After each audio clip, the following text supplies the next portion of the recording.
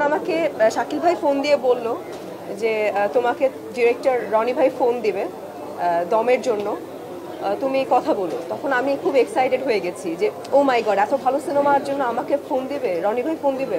রনি ভাই আর ফোন দেয় না, কবে ফোন দিবে? যখন ফোন দিল তখন আমাকে বললো যে ঠিক আছে, তোমার একটা অডিশন লাগবে।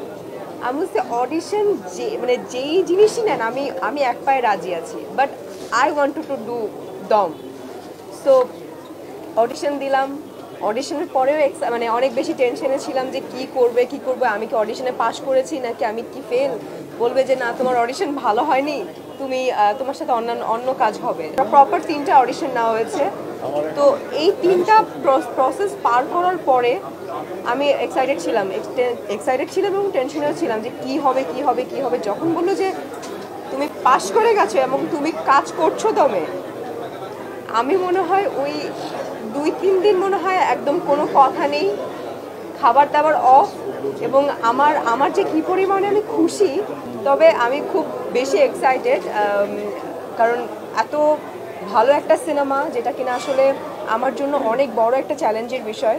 এবং আমার কাছে মনে হচ্ছে যে আপনি যেটা বলেন আমিও গুণী, একদমই না। এবং আমার কাছে মনে হয় যে এর আগে যত কাজ করেছি সব ঠিক আছে, ওগুলো সব ভালো কাজ, কিন্তু এই কাজের পরে আমার কাছে মনে হয় যে আমি আরও বেশি নিজেকে প্রুভ করতে পারবো।